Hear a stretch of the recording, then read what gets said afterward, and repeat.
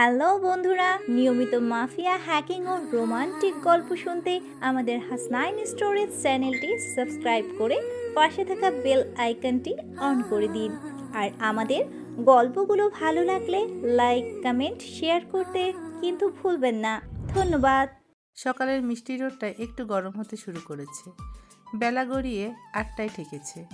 কম্বলের ভিতর নূরের গরম লাগতে শুরু করলো। অস্বস্তিতে নূরের ঘুম ভেঙে গেল। নূর কম্বলটা মাথার উপর থেকে সরিয়ে মাথাটা বের করলো। চোখ কচলিয়ে সামনে তাকালো নূর। সামনে তাকিয়ে দেখলো আদিত্য আয়নার সামনে দাঁড়িয়ে চুল ঝাড়ছে।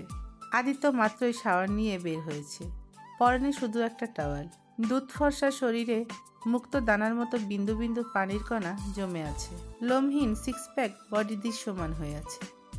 নূর চোখ পিট পিট করে বিস্ময় নিয়ে এক ধ্যানে আদিত্যের দিকে তাকিয়ে আছে। ওর ভেতর কেমন কেমন যেন লাগছে, কিন্তু অবুঝ নূর সেটা বুঝতে পারছে না। শুধু মনে মনে ভাবছে, হিরোটা কত সুন্দর, চকলেট আর রসগোল্লার চেয়েও বেশি সুন্দর, একদম ইয়াম্মি ইয়াম্মি দেখতে। আচ্ছা, মানুষও কি ইয়াম্মি হয়? তাহলে কি মানুষকেও খাওয়া যায়? নূরের আকাশকুসুম ভাবনার মাঝেই আদিত্য জামা কাপড় পরে নিল। তারপর বেডের দিকে চোখ পড়তেই দেখলো নূর ওর দিকেই তাকিয়ে আছে। আদিত্য মুচকি হেসে নূরের কাছে গিয়ে বেডের ওপর বসে হালকা ঝুঁকে নূরের মাথায় হাত বুলিয়ে বলল, বাহ, আজ তো আমার অ্যাঞ্জেলটা সকাল সকালে উঠে পড়েছে।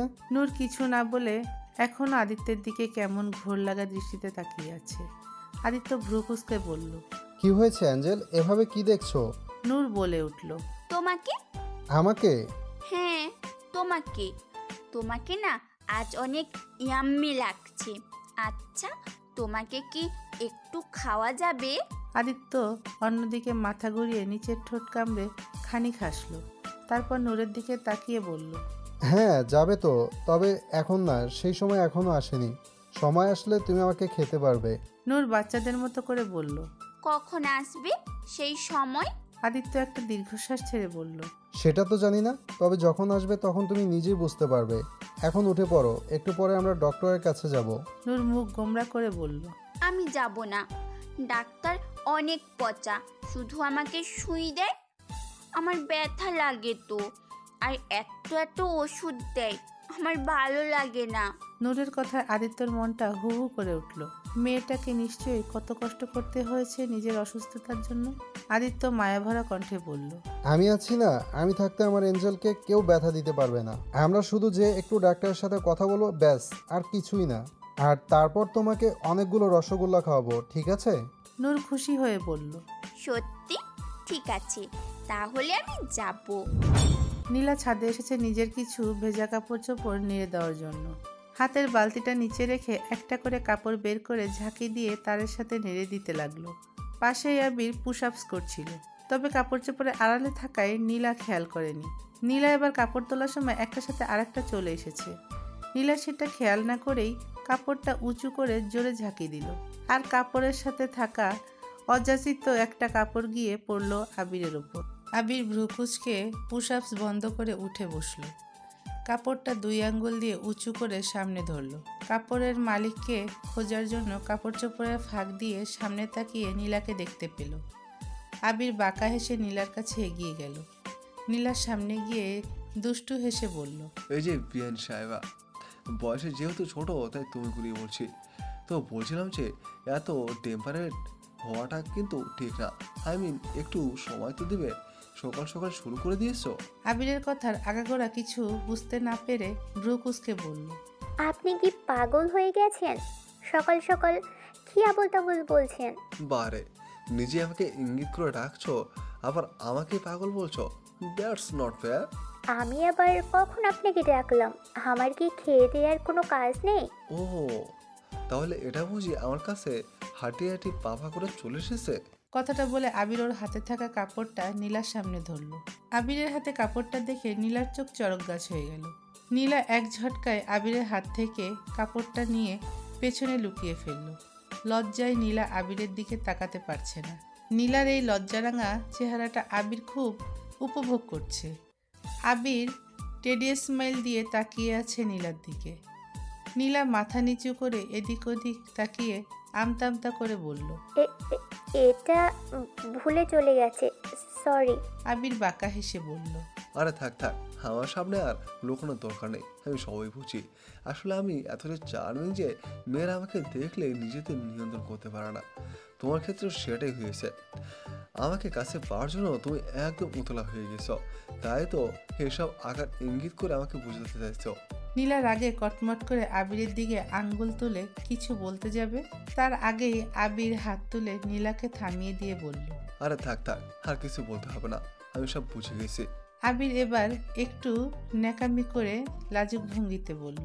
তোমাকে কষ্ট দেওয়ার জন্য সরি, তবে এবার আমি আগে ফিজিক্যালি হতে চাচ্ছি না। আসলে এবার আমার কেমন জানি ট্রু লাভ হওয়ার ফিলিংস হচ্ছে, তাই আমরা আগে একটু প্রেম করি, তারপর না হয় এসব করব, ঠিক আছে? নীলার মাথা ঘুরে ওঠার উপক্রম, ইচ্ছে করছে এখনই একে ছাদ থেকে ফেলে সোজা পটল খেতে পাঠিয়ে দিতে। নীলা দাঁত কিরমির করে বলল। আপনি যে হাই লেভেলের মেন্টাল তা কি আপনি জানেন? আপনার ইমিডিয়েটলি চিকিৎসার প্রয়োজন। আপনি এটা ভাবলেন কি করে যে আমি আপনার সাথে প্রেম করব? আমাকে কি আপনার ওইসব মেয়েদের মতো মনে হয় যারা আপনার পিছে পিছে ঘুরে? আমি ছোট হতে পারি, কম সুন্দর হতে পারি, তাই বলে বেকুব না। আপনি কি ভেবেছেন অন্য মেয়েদের মতো আমার সাথেও টাইম পাস করবেন আর আমিও ধেই করে আপনার সাথে ঘুরবো? সেটা কখনোই হবে না। কান খুলে শুনে রাখুন, আপনার এসব ট্রিক্স আমার সামনে চলবে না। So you stay away from me, না হলে আমি জিজুকে জানাতে বাধ্য হব। এক নিঃশ্বাসে কথাগুলো বলে নীলা ধপাধপ পা ফেলে ছাদ থেকে নেমে গেল। পেছন থেকে আবির বাঁকা হেসে মনে মনে বলল। হাই আমার ধানের লঙ্কা, পাগল হই আর যাই হই না কেন, সব প্রকার চিকিৎসক তুমি হবে মিস নীলা। ডাক্তারের চেম্বারে বসে আছে আদিত্য আর নূর।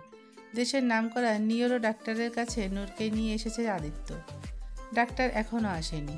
ওরা বসে ডাক্তারের জন্য অপেক্ষা করছে। নূর টেবিলের ওপর থাকা স্টেথোস্কোপটা হাতে নিয়ে তার দুই মাথা কানে ঢুকিয়ে কতক্ষণ নাড়াচাড়া করলো, তারপর আদিত্যের দিকে তাকিয়ে বলল। এই হেডফোনটা তো নষ্ট, এটাতে তো কোনো গানই শোনা যায় না। আদিত্য একটু মুচকি হেসে বলল।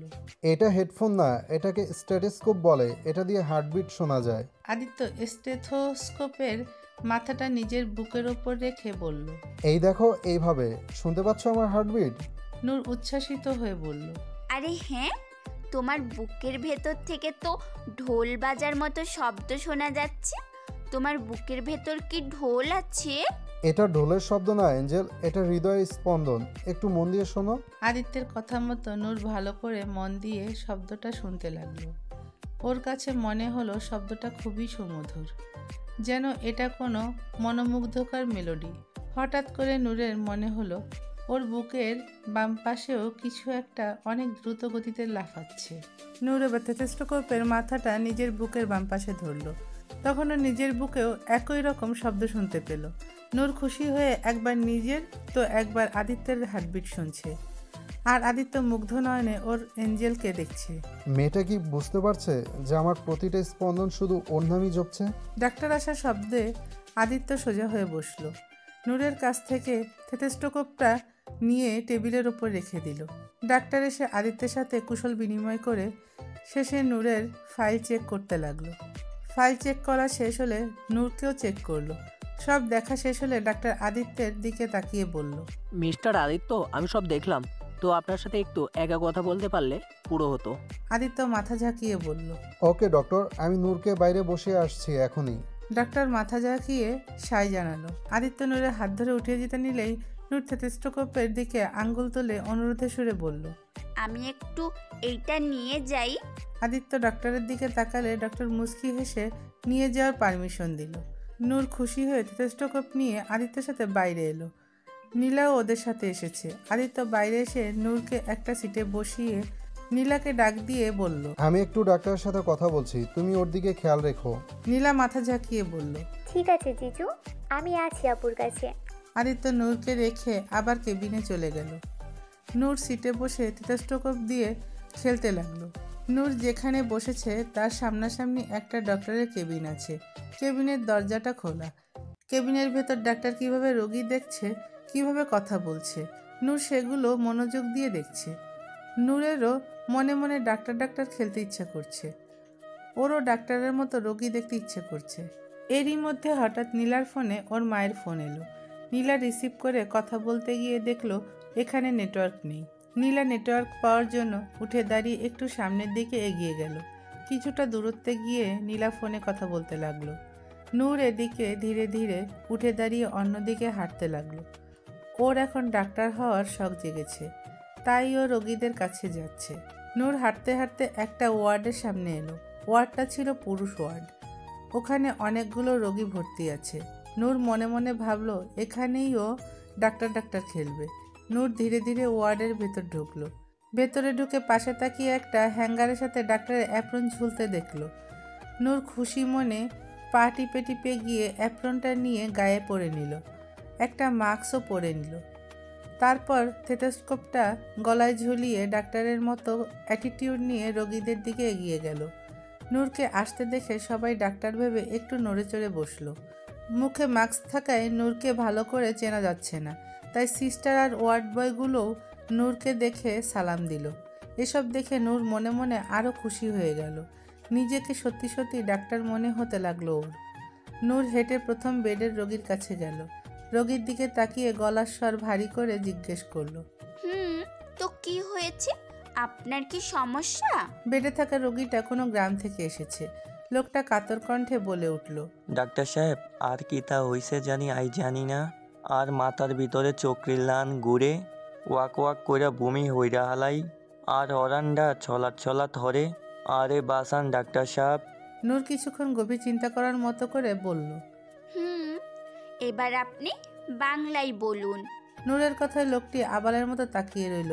নূরের পাশে থাকা ওয়ার্ড বয়টা বলে উঠল, ম্যাডাম, উনি বলতে চাচ্ছেন যে ওনার মাথা ঘোরে আর বমি হয়। নূর মাথা ঝাঁকিয়ে বলল, ও আচ্ছা, ঠিক আছে, আপনি চিন্তা করবেন না, আমি আছি না।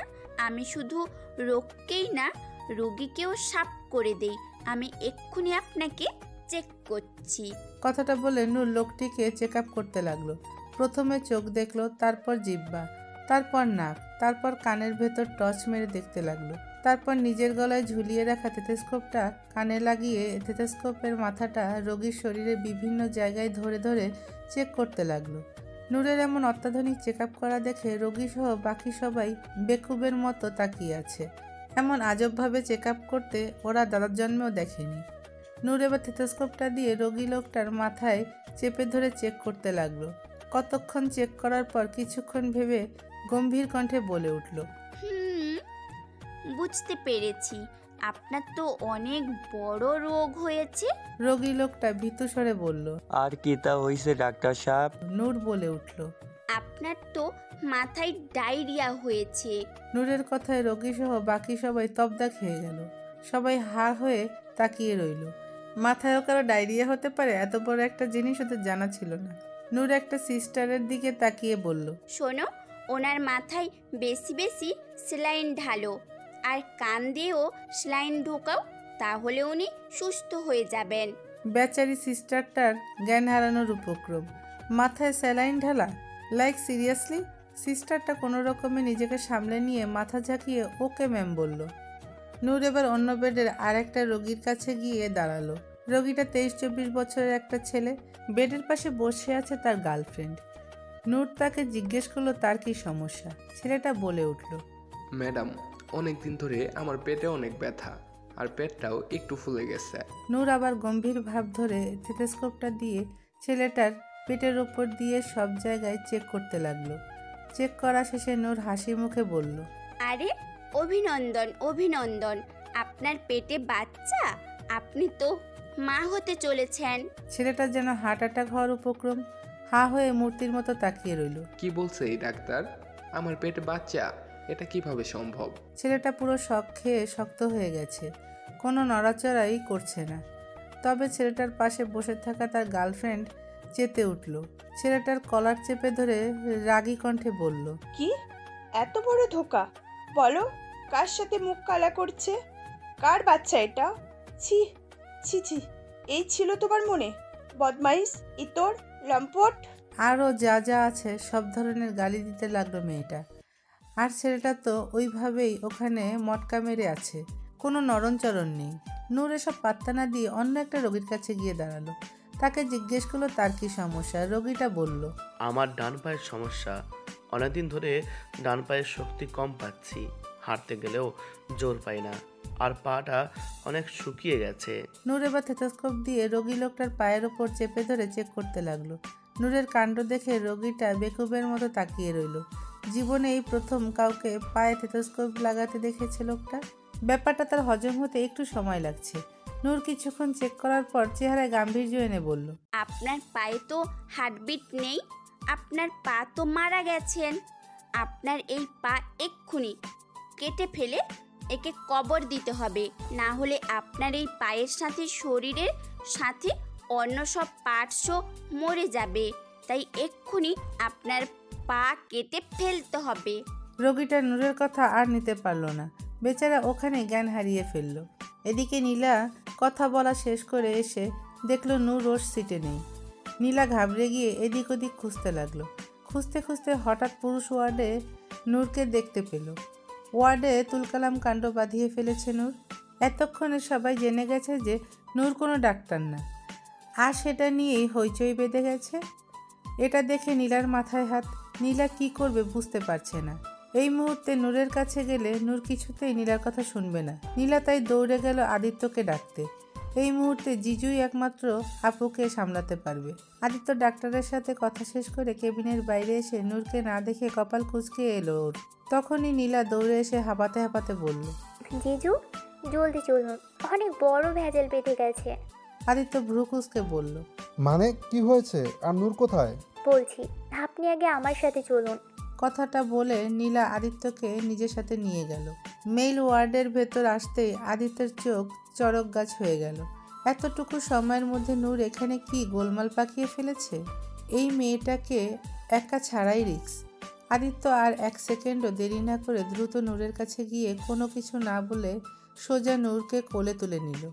তারপর সবার দিকে তাকিয়ে বলল, I am really sorry for this disturbance on behalf of my wife. কথাটা বলে আদিত্য আর এক মুহূর্তও দেরি না করে নূরকে নিয়ে ওখান থেকে বেরিয়ে এলো। নূর শুধু নামার জন্য ছটফট করতে লাগলো। ও কিছুতেই যাবে না, ওর আরও খেলতে ইচ্ছে করছে। আদিত্য নূরকে নিয়ে এসে সোজা গাড়িতে উঠে বসলো। গাড়িতে নূর মুখ গোমরা করে জানালায় ঘেঁষে বাইরের দিকে তাকিয়ে বসে রইল। আদিত্য সেটা দেখে মুচকি হাসলো। অ্যাঞ্জেলটাকে এভাবে একদম কিউটের ডিব্বা লাগছে। আদিত্য বলল, কি হয়েছে, এভাবে গাল ফুলিয়ে আছো কেন? নূর আদিত্যের দিকে অভিমানী দৃষ্টিতে তাকিয়ে বাচ্চাদের মতো করে বলল, তুমি আমাকে নিয়ে এলে কেন? আমি খেলছিলাম না। ওখানে আর কিছুক্ষণ থাকলে তোমার সাথে সাথে আমাকেও মার খেতে হতো। আমি এত কিছু জানি না। আমি ডাক্তার খেলবো, আমাকে ওখানে দিয়ে আসো। আচ্ছা আচ্ছা, তুমি বাসায় গিয়ে ডাক্তার খেলো, ঠিক আছে? সত্যি তো? হ্যাঁ বাবা, সত্যি। আদিত্য সোফায় গালে হাত দিয়ে বসে সামনে তাকিয়ে আছে। নূর তার কথা মতো বাসায় এসে ডাক্তার খেলা শুরু করে দিয়েছে। আর তার সাথে যোগ দিয়েছে আরেক পাগল আবির। আবিরটা নূরের সাথে অনেক ভাব হয়ে গেছে।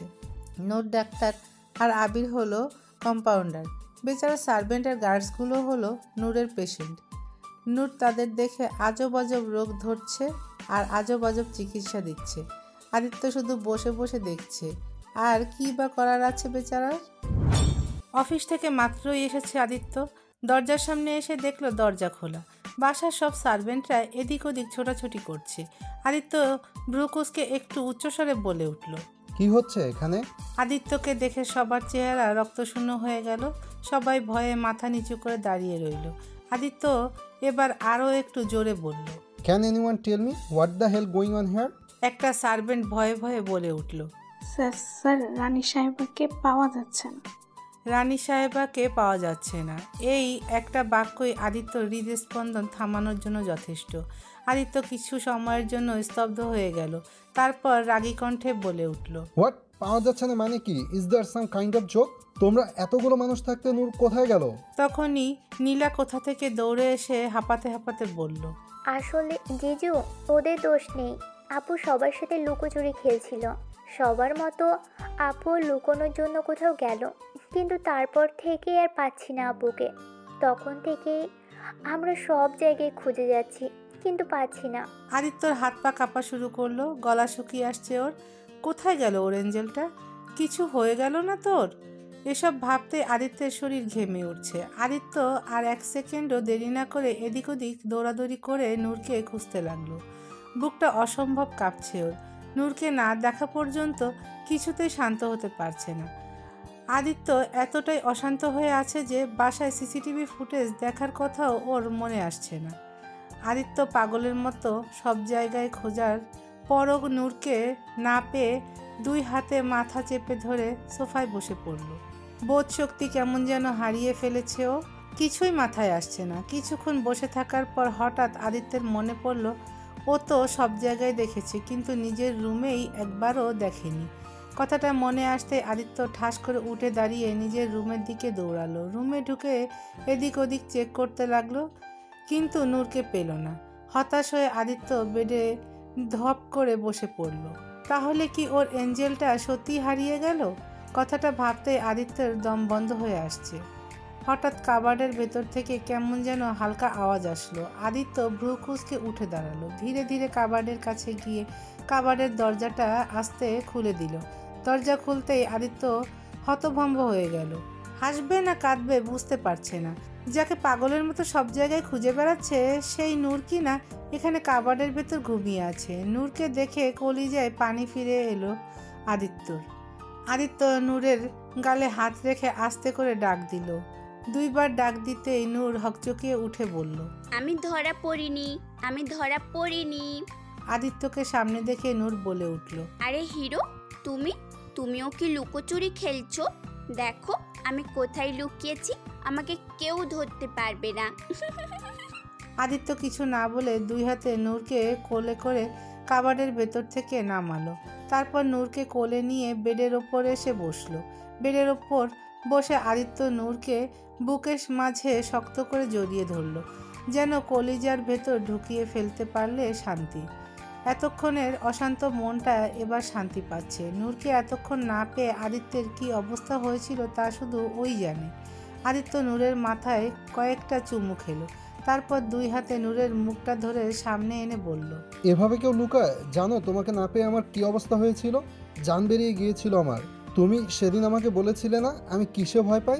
আজ আমি বলছি আমি ভয় পাই, খুব ভয় পাই। তোকে হারাতে আমি ভয় পাই, তোকে ছাড়া যে আমি নিঃস্ব। আমাকে প্রমিস কর কখনো আমাকে ছেড়ে যাবি না। আমাকে ছাড়া একা একা কোথাও যাবি না, না কোথাও না। প্রমিস কর আমাকে। নূর আদিত্যের দিকে বাচ্চা চোখে তাকিয়ে থেকে ফোট করে বলে উঠল, ওয়াশরুমেও একা যাব না। এমন একটা সিরিয়াস সিচুয়েশনে নূরের এমন বাচ্চামো কথা শুনে আদিত্য ফিক করে হেসে উঠল। তারপর বলল, আমি কি করব তোরে এঞ্জেল? নূর ঠোঁট উল্টিয়ে বলল, আমি কি জানি। আদিত্য মুস্কি হেসে আবারও নূরকে বুকের মাঝে জড়িয়ে নিল। যমুনা ফিউচার পার্কের সামনে এসে আদিত্যের গাড়ি থামলো। আদিত্য আজ নূরকে নিয়ে শপিংয়ে এসেছে, সাথে বাকি সবাইও এসেছে। আদিত্য নূরের হাত ধরে গাড়ি থেকে নেমে দাঁড় করালো। এত সুন্দর শপিং মল দেখে নূর খুশিতে লাফাতে লাগলো। আদিত্য মুস্কি হেসে তাকিয়ে রইল। এই মেয়েটার হাসিতেই যেন ওর সব সুখ খুঁজে পায় আদিত্য নূরের হাত ধরে সামনের দিকে এগিয়ে গেল। নীলা গাড়ি থেকে নামতে নিয়ে ওর ওড়নায় পা বেজে পড়ে যেতে নিলেই আবির এসে ধরে ফেললো ওকে। নীলাকে সোজা করে দাঁড় করিয়ে বাঁকা হেসে বলল, একটু সামলে মিস কোচিবিয়ান সাহেবা, একটু তো দেখে চলবে। মানলাম আমাকে দেখে তোমার নিয়ন্ত্রণ হারিয়ে যায়, তাই বলে রাস্তাঘাটের সবার সামনে ডেপারেট হয়ে যাওয়াটা কি ঠিক? নীলার আগে কিরমির করে আবিরের দিকে আঙ্গুল তুলে বলল, ইউ। বাকি কথা বলার আগে আবির বলে উঠল, ইউ না, বলো লাভ ইউ। কথার মাঝখানে ওয়ার্ড মিস করো কেন? কথাটা বলে আবির হাসতে হাসতে সামনে এগিয়ে গেল। নীলার আগে এক পা ফ্লোরে লাথি মেরে গটগট করে সামনে গেল। বিহান গাড়ি পার্ক করে বাইরে বের হয়ে এলো। আয়াত এখনো বসেই ছিল। বিহান নামতেই আয়াত গাড়ির দরজা খুলে বিহানের দিকে ডান হাতটা বাড়িয়ে দিয়ে বলল, বিহানজি, আমার হাতটা একটু ধরবেন প্লিজ?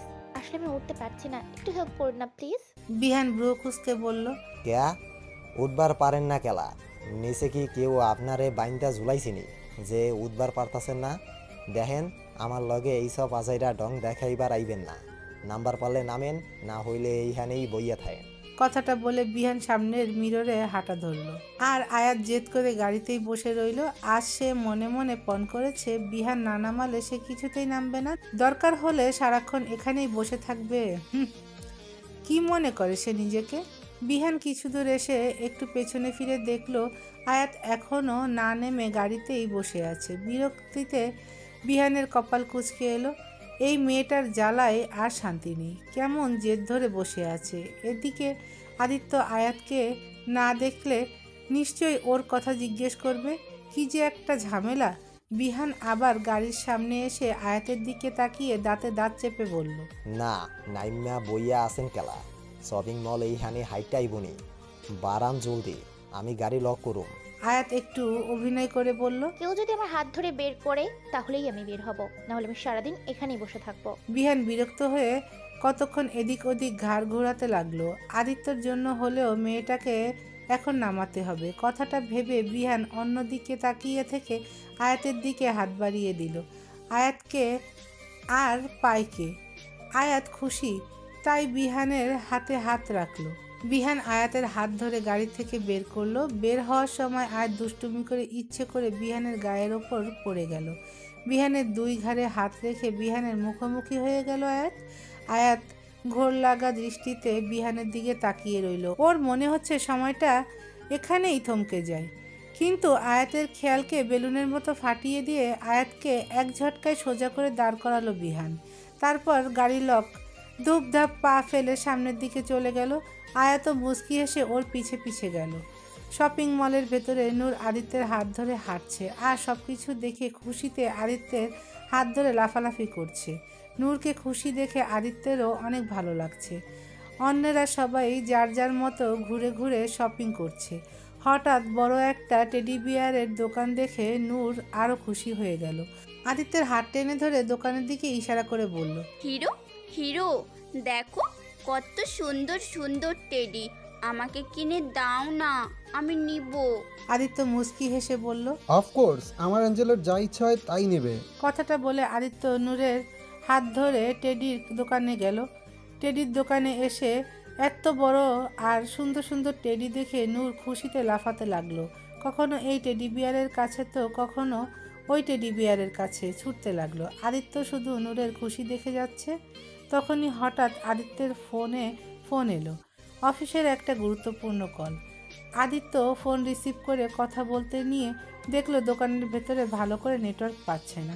আদিত্য নূরের দিকে তাকিয়ে বলল, তুমি টেডি বিয়ার পছন্দ করো, আমি এখানে আছি। হ্যাঁ। নূর মাথা ঝাঁকিয়ে বলল, সায় জানালো। আদিত্য দোকানের বাইরে এসে উল্টো দিকে পিঠ করে দাঁড়িয়ে কথা বলতে লাগলো। নূর দোকানের ভিতর ইচ্ছে মতো লাফালাফি করছে আর টেডি বিয়ারদের নিয়ে নিয়ে খেলছে। দোকানের ভেতর আশেপাশের আরও লোকজনেরা নূরকে দেখে মুখ কুঁচকাতে লাগলো।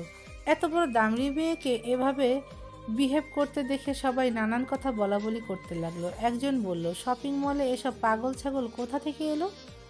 আর একজন বলল, আরে এমন পাগলকে তো ঘরে বেঁধে রাখা উচিত, একে বাইরে কেন নিয়ে এসেছে? আরেকজন বলল, এখন তো শপিং করতে এসেও শান্তি নাই, এসব পাগল ছাগলও আসা শুরু হয়ে গেছে, আমাদের বাচ্চারা তো একে দেখেই ভয় পেয়ে যাবে। এভাবে নানানজন নানান কথা বলাবলি করতে লাগলো আর এসব কথাই নূরের কানে যাচ্ছে। এতক্ষণ ধরে হাসি খুশি থাকা মুখটা চুপসে গেল, লাফালাফিও বন্ধ হয়ে গেল নূরের।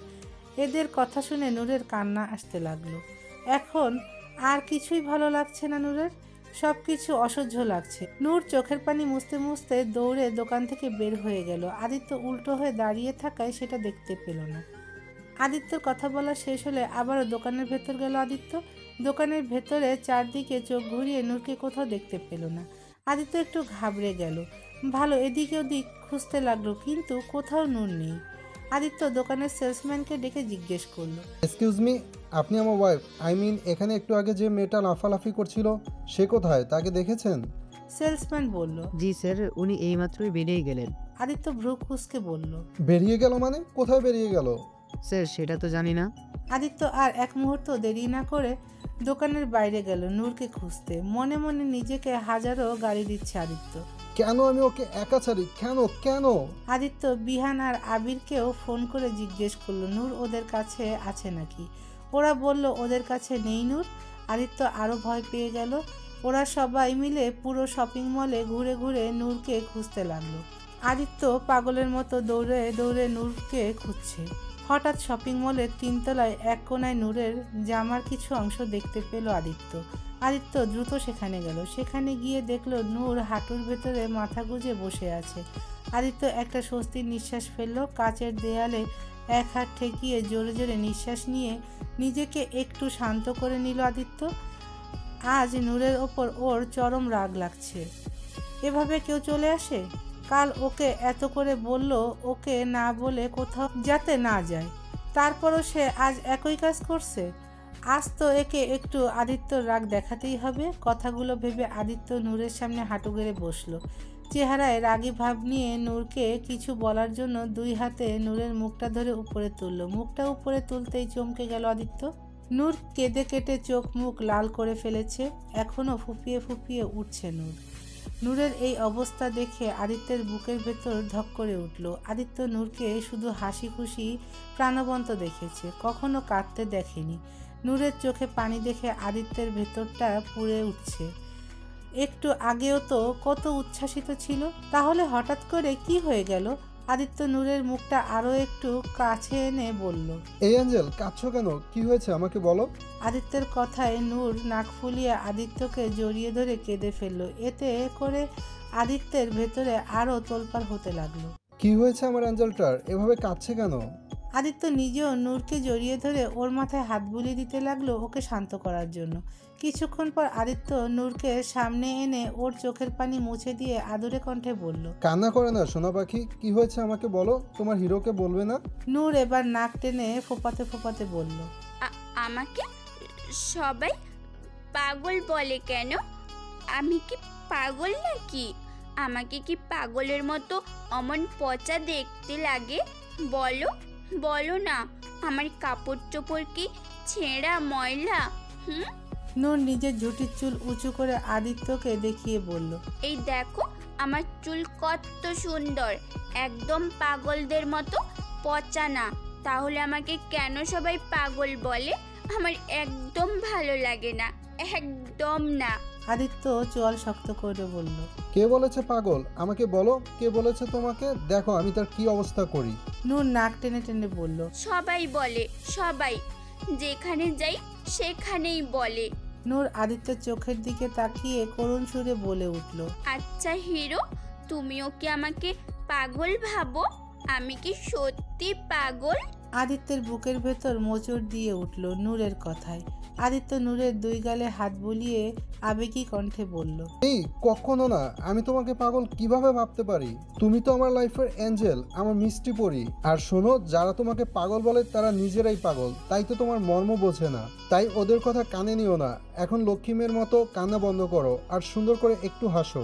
জানো তোমাকে হাসলে কত সুন্দর লাগে দেখতে, একদম পরীদের মতো। আদিত্যের কথায় নূরের কান্নাটা আস্তে আস্তে বন্ধ হয়ে এলো। আদিত্য আবার বলল, এখন চলো তোমার সেই টেডি বিয়ারের দোকানে যাই। তুমি না অনেকগুলো টেডি নেবে?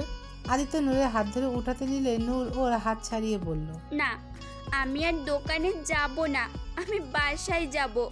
দোকানে গেলে আবার সবাই আমাকে পাগল পাগল বলবে, আমি যাব না আর।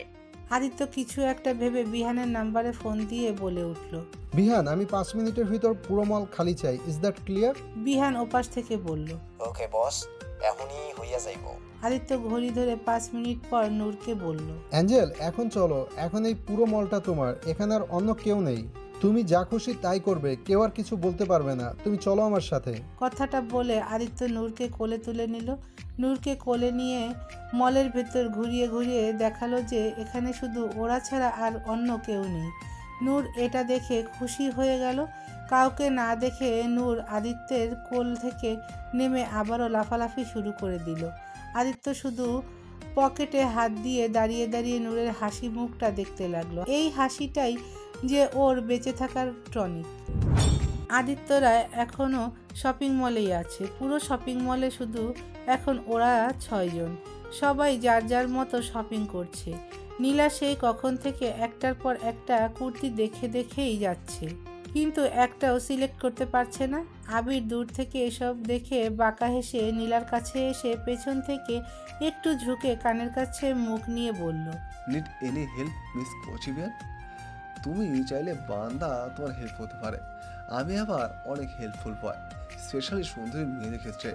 মেয়েদের সব ধরনের হেল্প করতে আমি রাত 2টার সময় প্রস্তুত থাকি। তোমারও কোনো হেল্প দরকার হলে রাত 2টার সময় আমাকে ডাকতে পারো। High on my. নীলা চোখ গরম করে আবিরের দিকে তাকিয়ে বলল, ছি, অসভ্য লোক একটা। আপনি জানতো আমার কোনো হেল্প লাগবে না।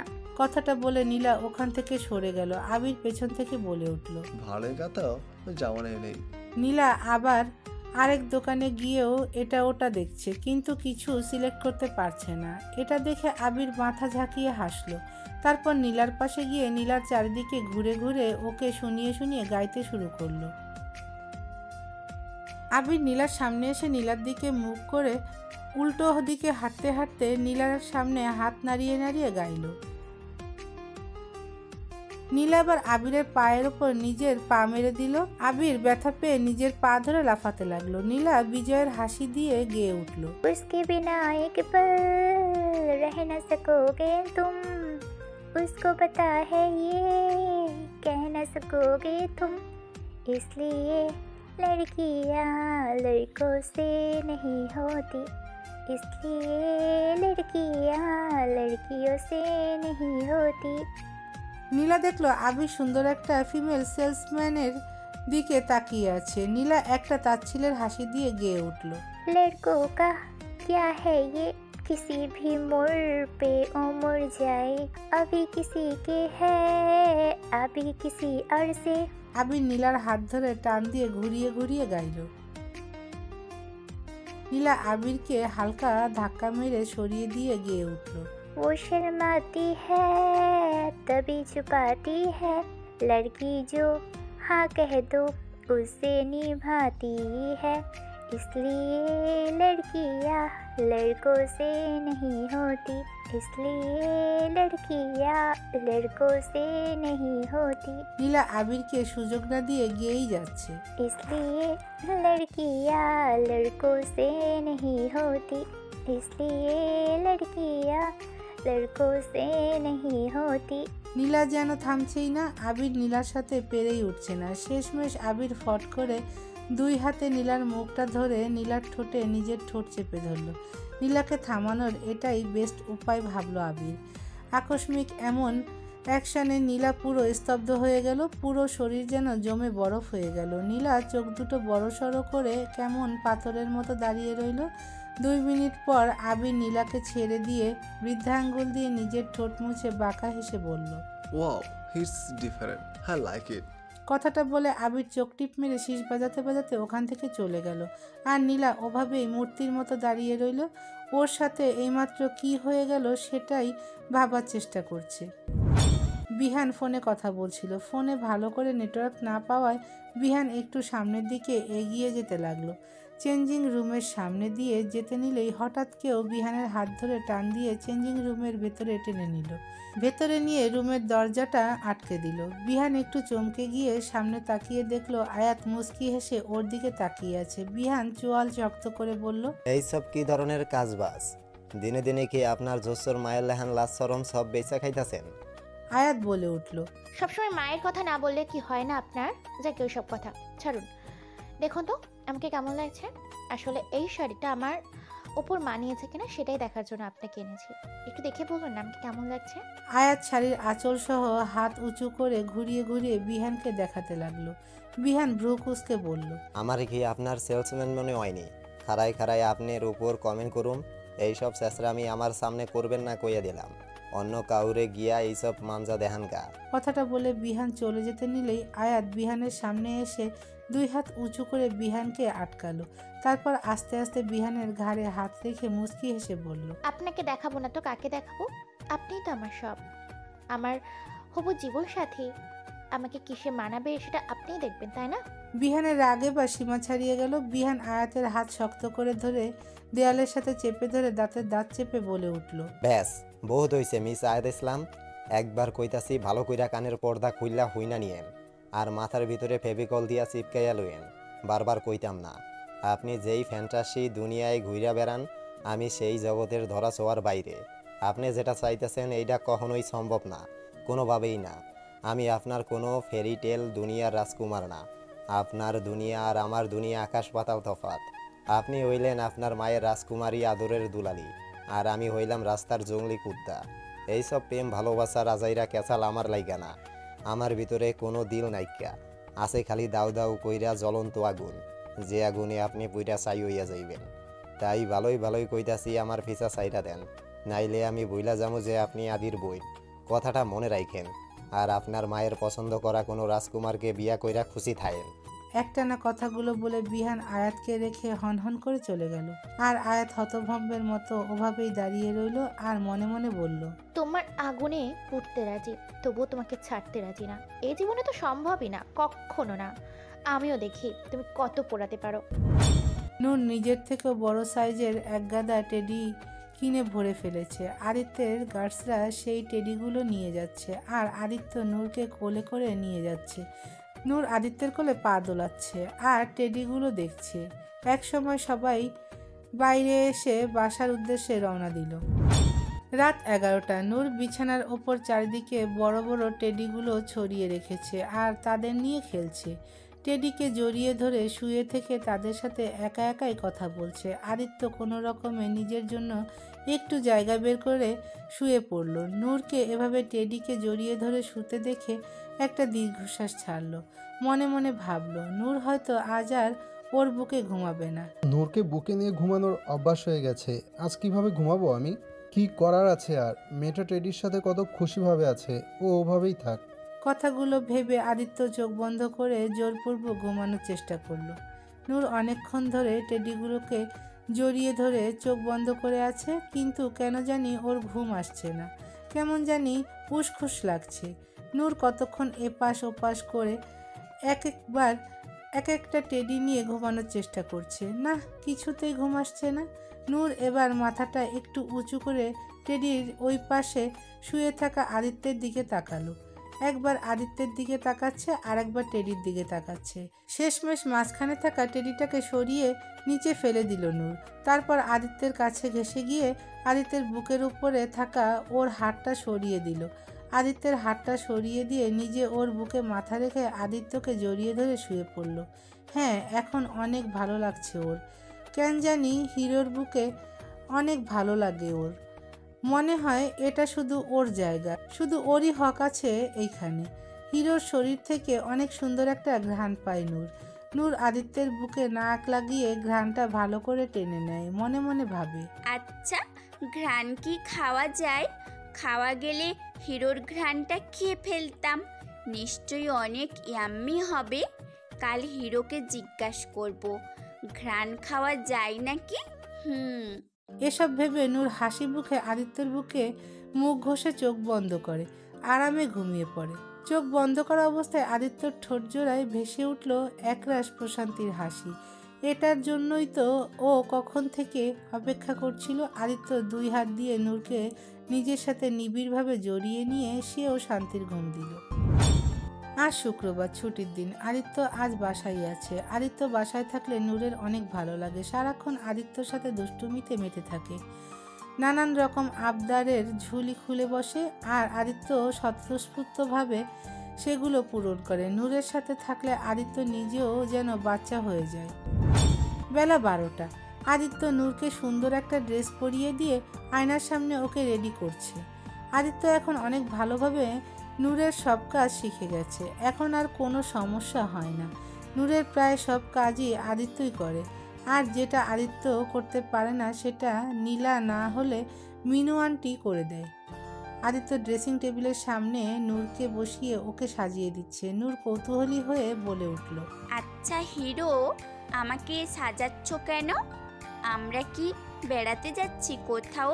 আদিত্য মুচকি হেসে বলল, না, আমরা বেড়াতে যাচ্ছি না। আজ আমাদের বাসায় গেস্ট আসছে, তো তাই আমার অ্যাঞ্জেলটাকে সুন্দর করে সাজিয়ে দিচ্ছি, যাতে তারা আমার অ্যাঞ্জেলটাকে দেখে বলে, ওয়াও, হিরোর অ্যাঞ্জেলটা কত সুন্দর। সত্যি? কারা আসছে হিরো? তোমার দেবর আছে না, তার মা বাবা আর আমার চাচা চাচি। ও।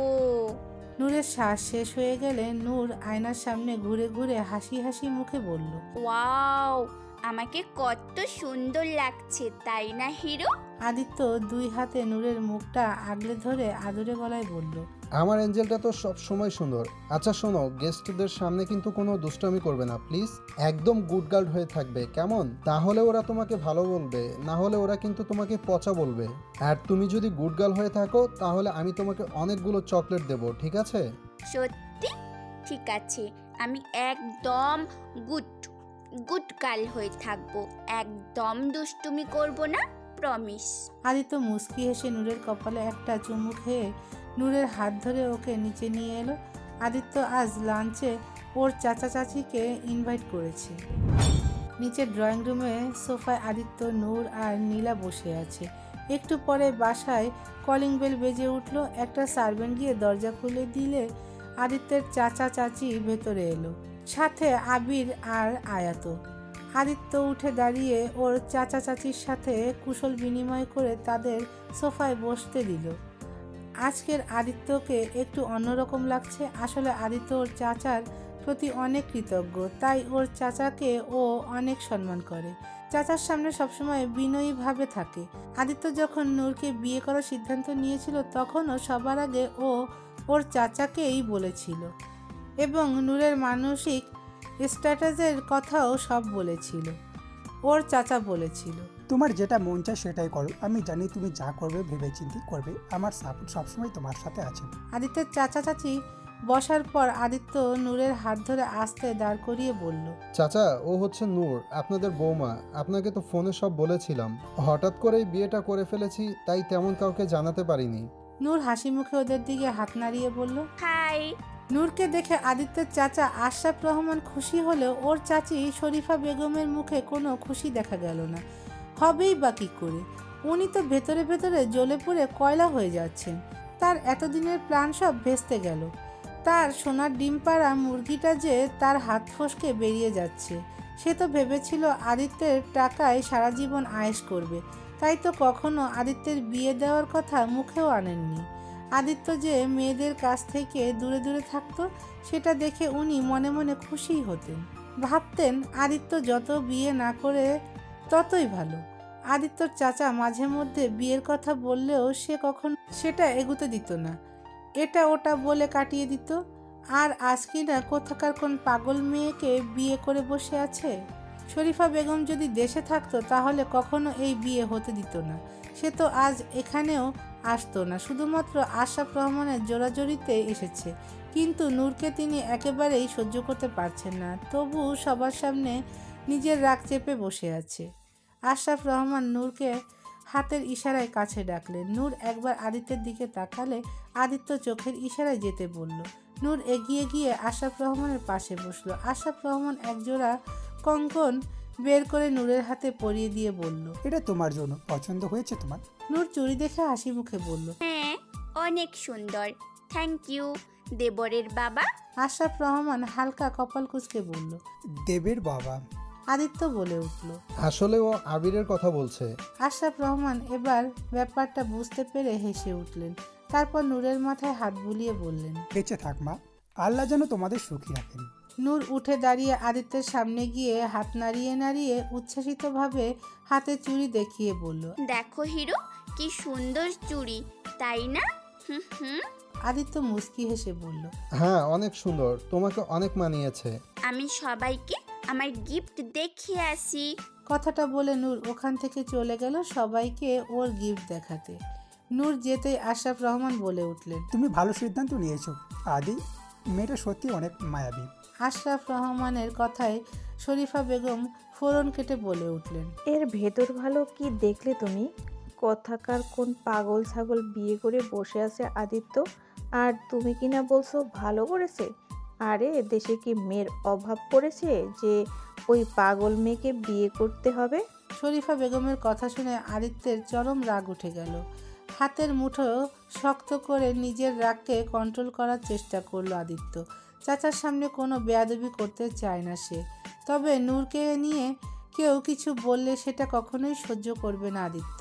আদিত্য দাঁত চেপে যথাসম্ভব নিজেকে নিয়ন্ত্রণ করার চেষ্টা করছে, তবে আশরাফ রহমান তার স্ত্রীর প্রত্যুত্তরে হালকা ধমকে সুরে বলে উঠলেন, শরীফা, এসব কি ধরনের কথাবার্তা? ভুলে যেও না, নূর আদিত্যের বউ, আর সেই হিসাবে এখন যে আমাদের পুত্রবধূ, তাই কথা বলার সময় একটু ভেবেচিন্তে বলো।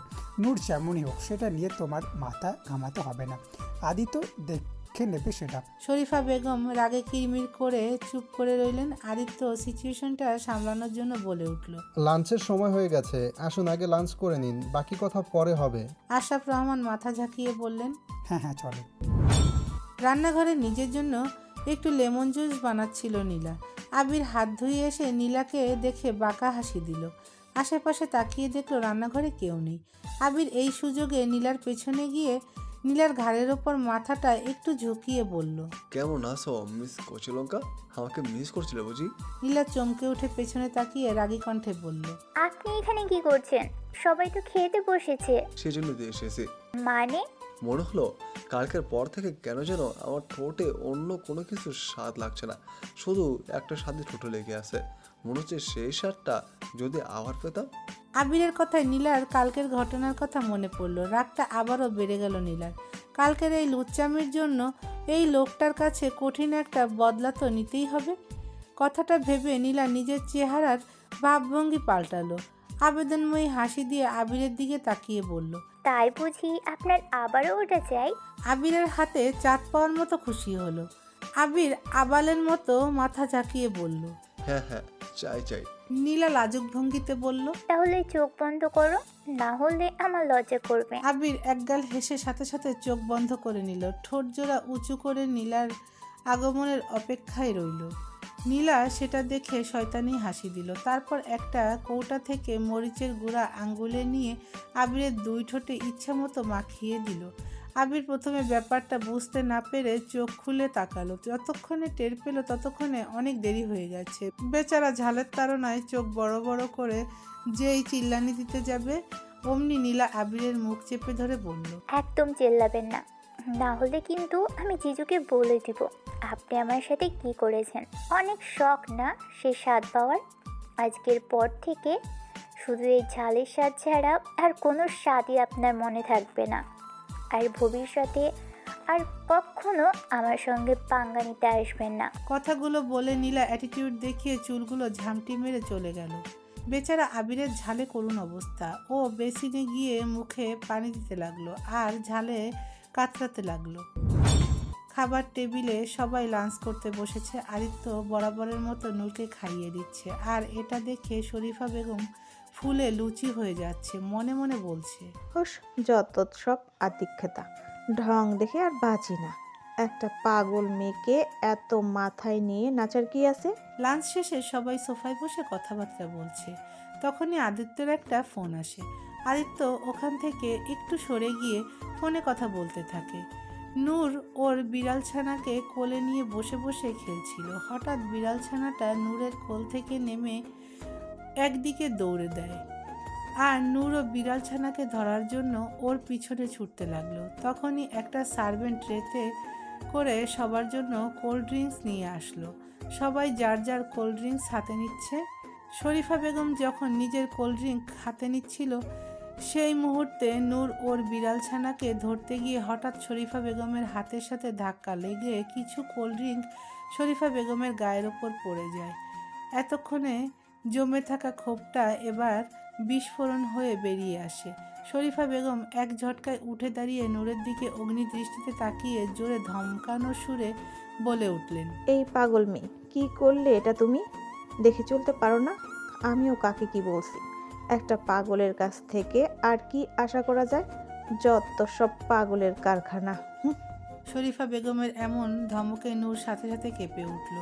ভয়ে জড়সড় হয়ে গেল। শরীফা বেগমের কথার ধাঁচে নূরের চোখ দিয়ে পানি চলে এলো। আদিত্য সেটা কিভাবে সহ্য করবে? ও শরীফা বেগমের সব কথাই শুনেছে আর সাথে সাথে ওর মাথায় দপ করে আগুন জ্বলে উঠল। এবার আর নিজেকে নিয়ন্ত্রণ করতে পারছে না। আদিত্য চোখ জোড়ায় লাল লালিমা ভেসে ওঠে, কপালের রগ ফুলে নীল হয়ে উঠেছে। হাতের মুষ্টি আরও শক্ত করেও কোনো লাভ হচ্ছে না। আদিত্য দাঁতে দাঁত চেপে যথাসম্ভব নিজেকে নিয়ন্ত্রণ করার চেষ্টা করে শরীফা বেগমের সামনে এসে দাঁড়ায়। আদিত্য আসতেই নূর আদিত্যের পিছনে গিয়ে লুকিয়ে পড়ল ভয়ে। আদিত্যর পিঠে শার্ট খামচে ধরে আদিত্যের পিঠের সাথে লেগে দাঁড়িয়ে রইল। আদিত্য শরীফা বেগমের দিকে তাকিয়ে দাঁতে দাঁত চেপে রাগী তবে শান্ত গলায় বলে উঠল, চাচি প্লিজ নূরের সাথে এভাবে কথা বলবেন না। ও কোনো ভুল করে থাকলে আপনি আমাকে যা খুশি তাই বলুন, আমি কিছুই বলবো না। তবে নূরের সাথে মিসবিহেভ করলে আমি সহ্য করতে পারবো না, হয়তো কোনো অনৈতিক কাজ করে ফেলবো। নূরের সাথে শরীফা বেগমের এমন ব্যবহার সবাই কম বেশি রেগে আছে। আবিরের ওর মায়ের ওপর চরম রাগ লাগছে। নিজের বোনের সাথে এমন ব্যবহার হতে দেখে নীলারও খুব খারাপ লাগছে। একটু আগে বিহানও একটা কাজে এখানে এসেছিল, তখন শরীফা বেগমের কথা শুনে রাগে তার মাথা গরম হয়ে গেছে।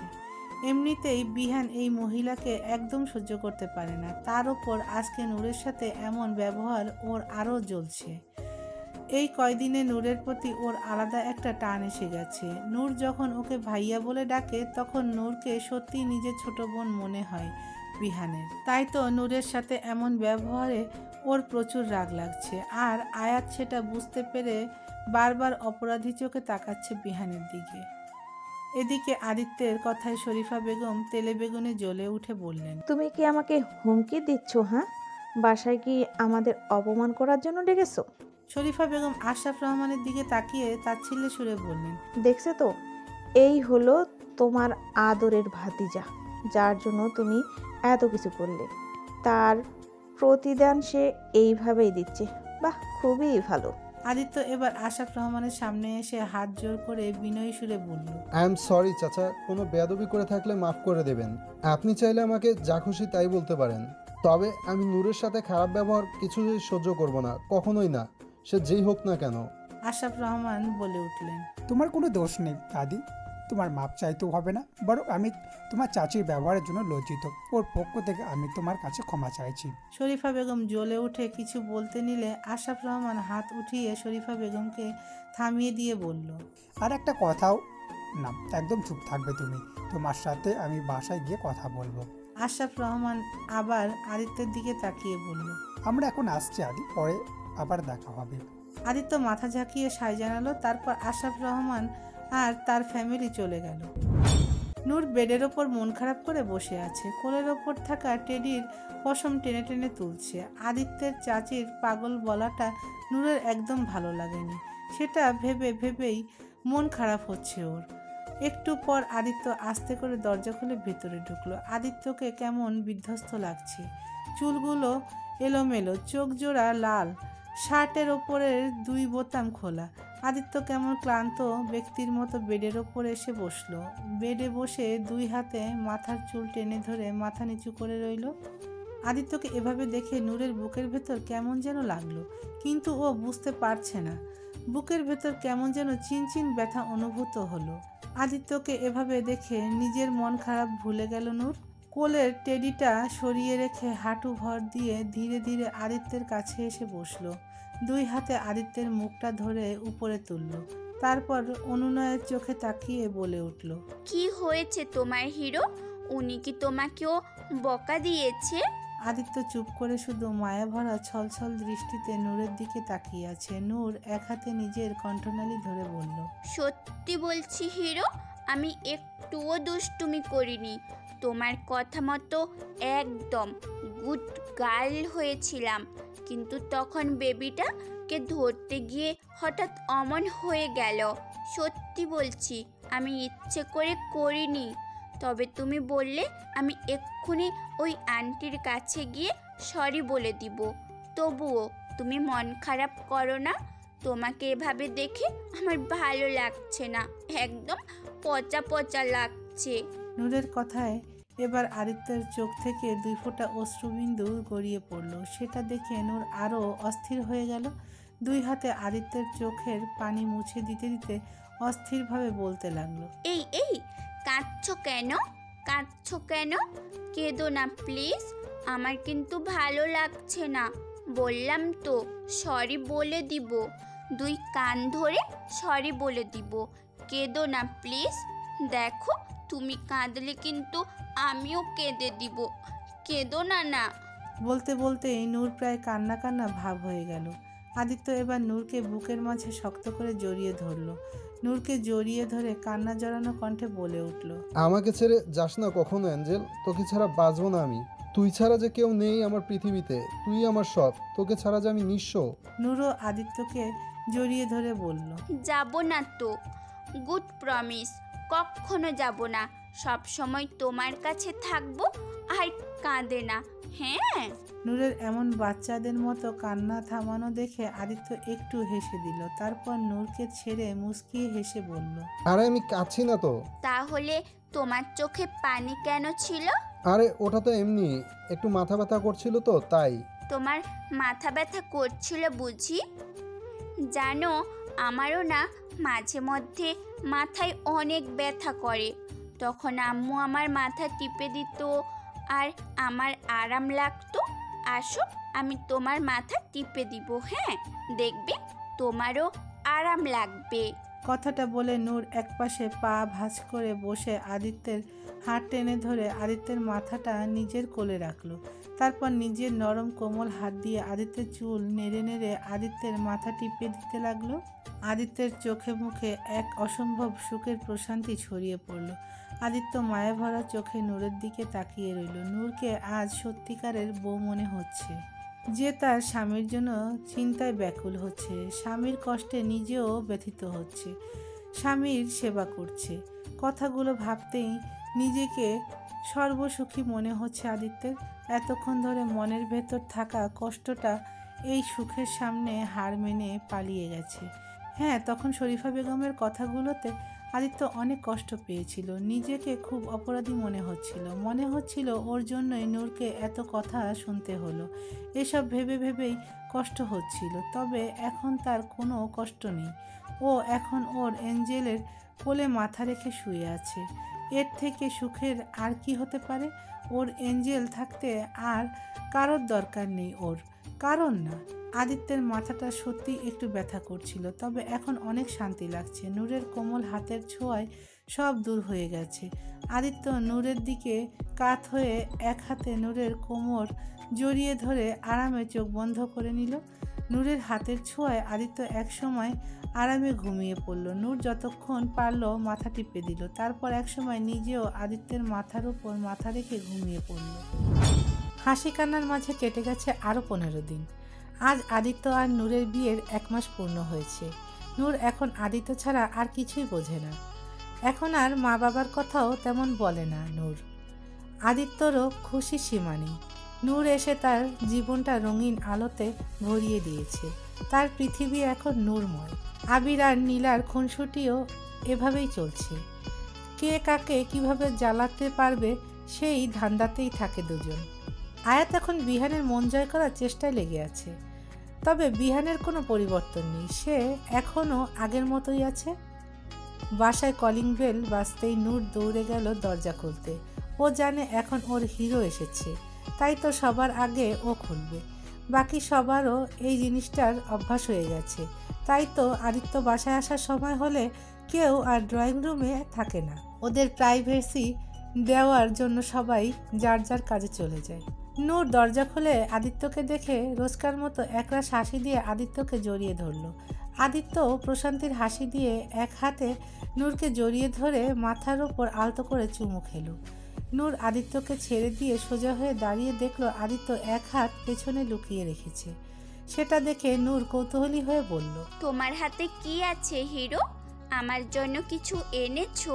আদিত্য মুস্কি হেসে বলল, এনেছি তো, আগে চোখ বন্ধ করো তাহলে দেব।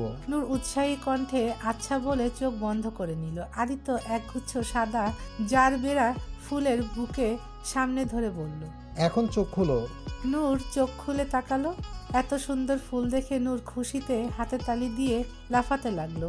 প্রফুল্ল কণ্ঠে বলল, ওয়াও, কত সুন্দর ফুল! এগুলো সব আমার জন্য হিরো? হ্যাঁ, এগুলো সব আমার অ্যাঞ্জেলটার জন্য। আজ আমাদের বিয়ের 1 মাস পূর্ণ হলো।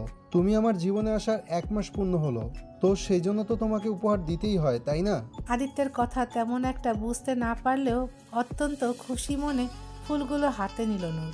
তারপর ফট করে আদিত্যের গালে একটা চুমু খেয়ে বলল, তুমি সত্যি অনেক অনেক ভালো একটা হিরো।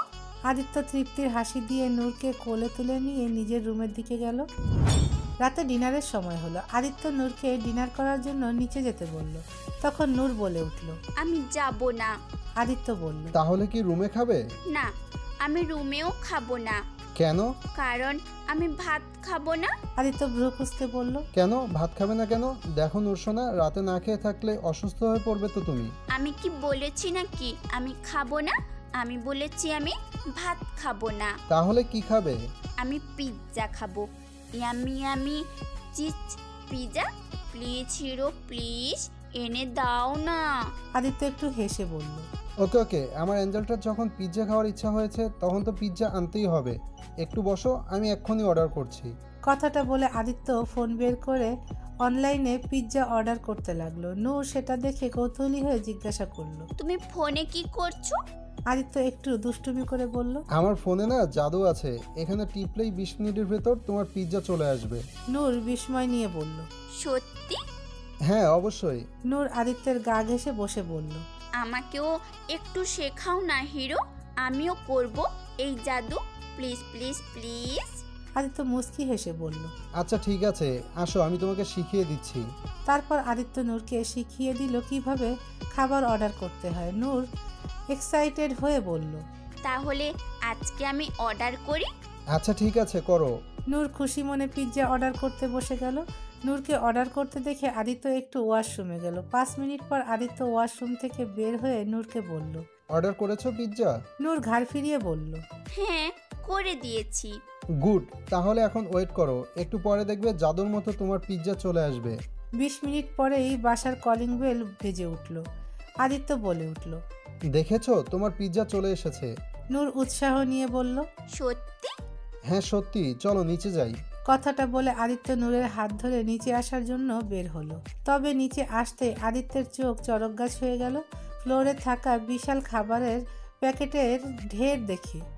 আদিত্য সার্ভেন্টদের দিকে অবাক চোখে তাকে জিজ্ঞেস করলো, এসব কি?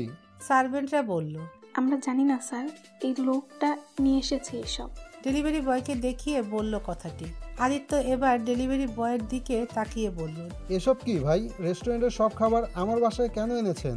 ডেলিভারি বয় বলে উঠল, স্যার আপনাদের অর্ডার মতো তো নিয়ে এসেছি, আপনারা তো এইসব অর্ডার করেছেন। আদিত্য ভ্রু কুঁচকে বলল, হোয়াট? এত খাবার আমরা কেন অর্ডার করতে যাব? আমরা তো শুধু পিৎজা অর্ডার করেছি। না না স্যার, আপনাদের এখন থেকে অর্ডার এসেছে, এই যে দেখুন। ডেলিভারি বয় আদিত্যকে ফোনে ওদের করা অর্ডারগুলো দেখালো।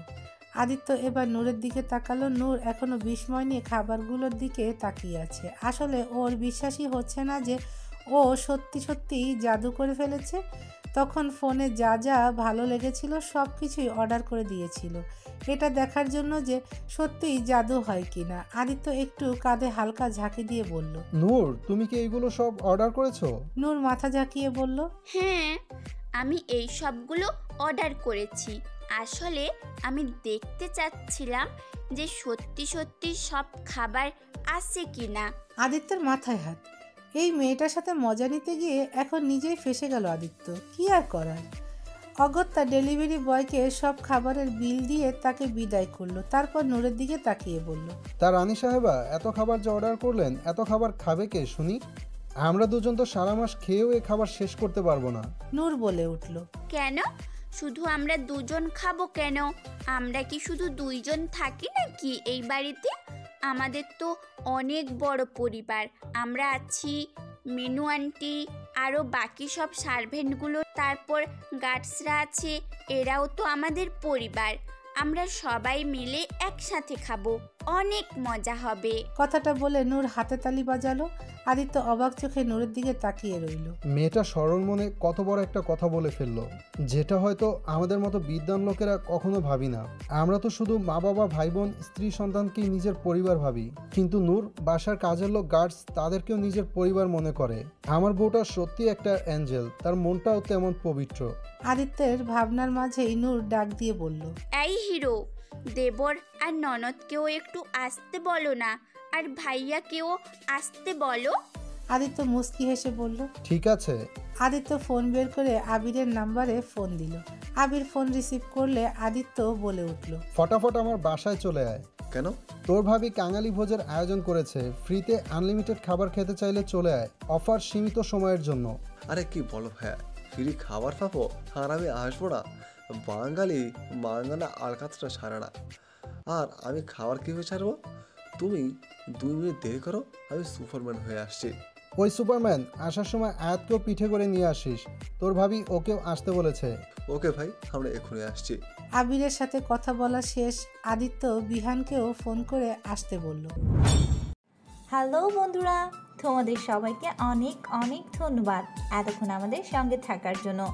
আমাদের গল্পগুলো তোমাদের কাছে ভালো লাগলে, তোমাদের হৃদয় স্পর্শ করতে পারলে অবশ্যই আমাদের চ্যানেলটি সাবস্ক্রাইব করে এবং তোমাদের মূল্যবান মতামত কমেন্ট করে আমাদের সঙ্গেই থাকবে। আর হ্যাঁ, গল্পটি ভালো লাগলে অবশ্যই তোমাদের বন্ধুদের সাথে শেয়ার করতে ভুলবে না।